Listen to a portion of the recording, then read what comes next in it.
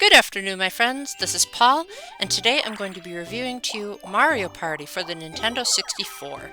I used to have such fond nostalgic memories for the first three Mario Parties on the Nintendo 64 when I was younger. Sometimes my brothers and I would play it together. One time we even got my two cousins from Canada to come over, and so me, my brother, and the two of them played together, and it was a blast.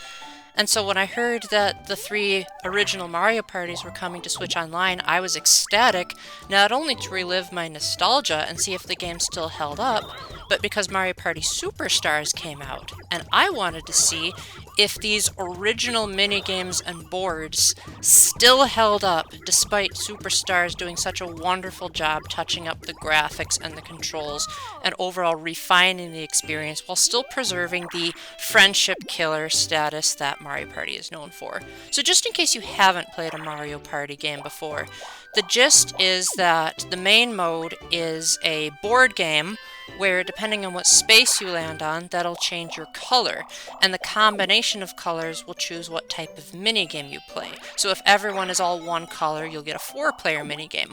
One person of one color, another of the three, that's a 1 versus 3, so on and so forth. One interesting addition in Mario Party 1 that I don't think has ever reappeared, then again I haven't played all the Mario parties, so you can correct me if I'm wrong, but there's one-player games, where if you land on a space that has a miniature star on it, then one person will play a game, and if that player wins, then they get coins, and if they lose coins. There's also question mark spaces that do something different depending on what board you're playing. The blue spaces make you a blue color, and they also give you 3 coins. The red spaces make you a red color, and they make you lose 3 coins. Then there's also the chance time spaces, which Superstars for some reason decided to bring back, where you can really reverse roles and have one person giving coins to another, switching stars. It's absolute chaos, and generally speaking, that's what makes people love or hate the Mario Party games, is that there's a lot of elements of utter luck, but it also balances it out by having decent amounts of skill. Obviously, you have to be skillful in most of the minigames. Pipe Maze is one of the weird exceptions where only one person is in control and the rest of the players just sit there.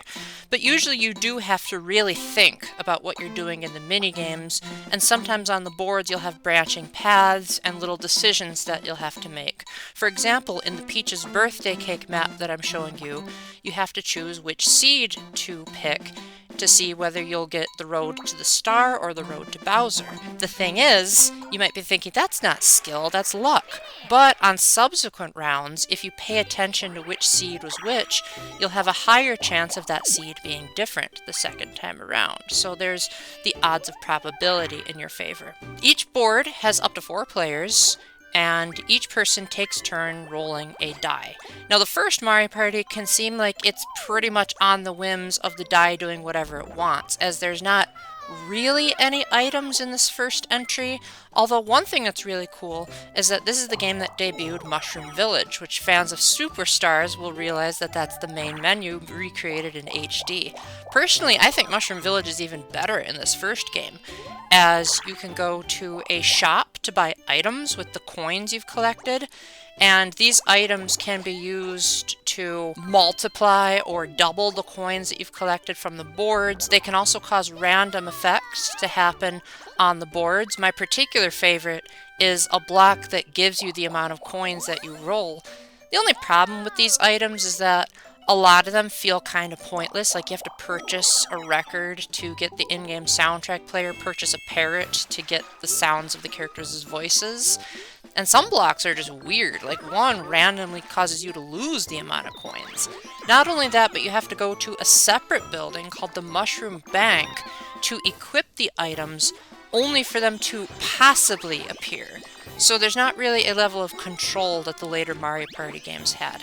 That being said, it was a nice nostalgic trip to re-explore Mushroom Village and see all of the creatively designed toads, especially in an era where Nintendo no longer does that and they just stick to the generic design. Now, so far I've been praising Mario Party pretty heavily, and there's a lot to like. Mario Party Superstars did a great job of taking the absolute best, and sometimes the worst, out of this game and really balanced it out quite well. So what's the problem, you might be asking?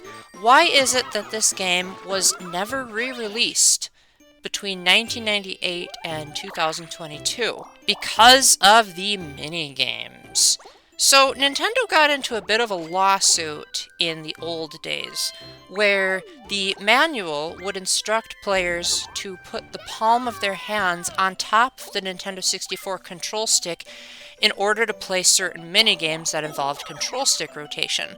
The problem was that the Nintendo 64 control stick has a bunch of nudges on top, so excessive rotation would often cause giant blisters to appear on the palms of your hands. Now, if you think I'm exaggerating, I know firsthand what that feels like because I was one of those people, and my gosh, it was very hard to wash my hands, pick anything up.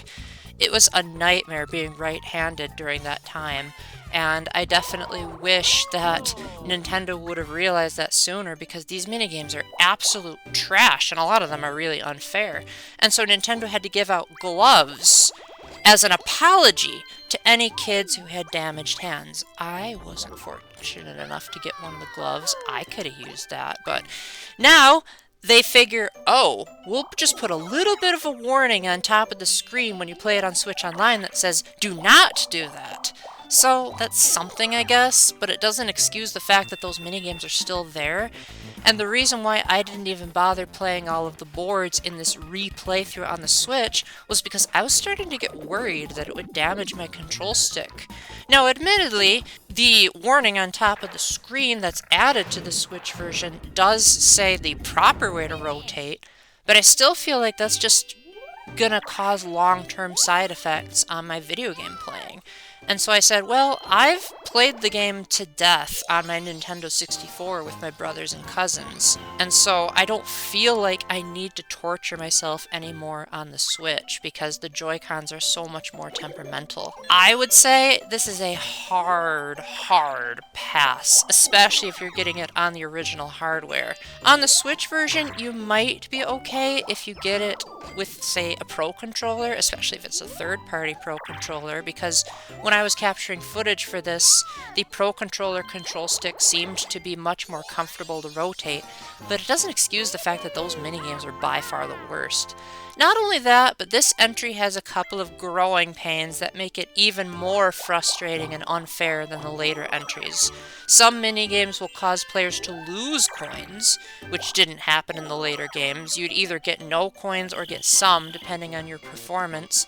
Some of the boards are a bit too chaotic, like Wario's Battle Canyon feels like you're at the whims of luck way more than you are skill, with how the cannons kind of seem to fire you out of the blue. And overall, Peach's birthday cake did not hold up as well as I expected. You now have to pass through the flower lottery twice.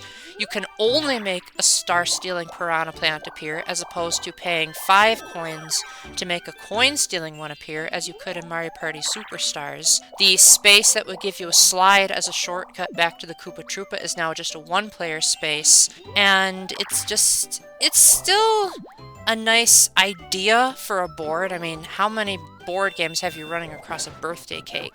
And obviously you can't fault the original for things that a future entry did, but it definitely makes one of the best boards in Mario Party Superstars into one of the worst boards in this game. At least the music is really good. I cannot recommend the original Mario Party in good conscience. Unless if you deliberately lose at the control stick minigames, I could see you potentially having a good time, but without the items to balance things out from the later games, and without the general minigame selection being much more of a balance, as opposed to some games just being like flat out broken, like Limbo Dance. Ugh, what were they thinking? I would say the novelty has kind of worn off by now. Thankfully, the good news is that if you have the Switch and you have the online expansion pack, Mario Party 2 came out on the same day as Mario Party 1.